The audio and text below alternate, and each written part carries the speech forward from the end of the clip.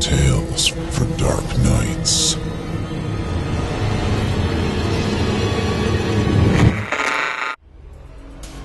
The following performance is a first-round entry in the Evil Idol competition, in which the winner of the contest will become a permanent member of the Chilling Tales for Dark Nights voice acting team.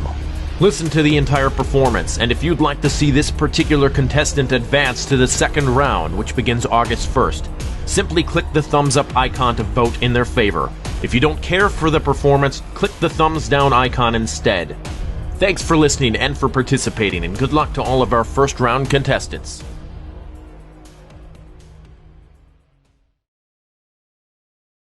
Unlucky Robot, written by D.G. Collins, performed by Brendan Barlow for Chilling Tales for Dark Nights and the Evil Idol competition.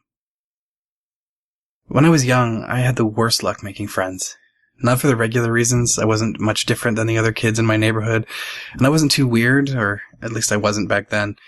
No, I was actually pretty normal, until that one Halloween, when my luck changed.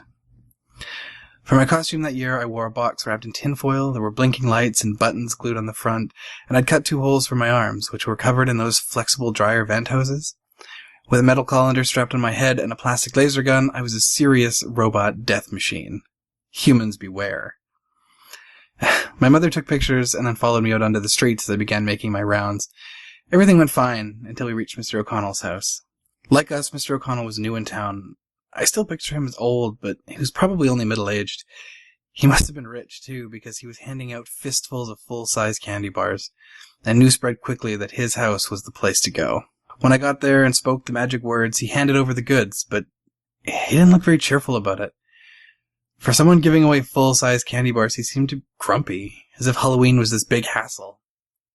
But once I tilted my colander back to thank him, his eyes went wide. I remember his mouth hung open for a moment, and then he shook himself and his face lit up with a big smile. "You're very welcome," he said.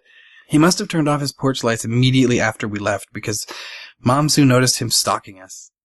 He kept his distance, but it was pretty obvious that he was skulking along behind trees and bushes and fences. My mom finally got fed up. She told me to stay put while she walked back to confront him. I couldn't make out her words, but her low, angry voice made Mr. O'Connell wilt. He kept shaking his head and apologizing until I saw him pull out his wallet and flip it open to show her a photograph. Mom's hand flew to her mouth, and then she touched his arm and nodded. Mr. O'Connell came over and kneeled down beside me. Now his smile was a sad one. "You look just like my son," he said. He pressed another chocolate bar into my hand, whispered something, and made me promise not to tell my mother. I was a good boy. I did what he told me. He said I'd be a lucky robot if I kept quiet and ate that one special chocolate bar before any of the other candy he'd given me. And aside from a minor stomachache, I guess I was. But after that night, my luck wasn't so great at making friends. Because after that night, there weren't many other kids left in my neighborhood. Thanks for listening. If you haven't already, don't forget to cast your vote for this contestant via a thumbs up or a thumbs down. Thanks for voting and for spreading the word about Chilling Tales for Dark Nights and our first ever Evil Idol competition.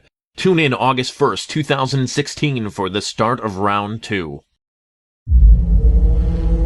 Chilling Tales for Dark Nights.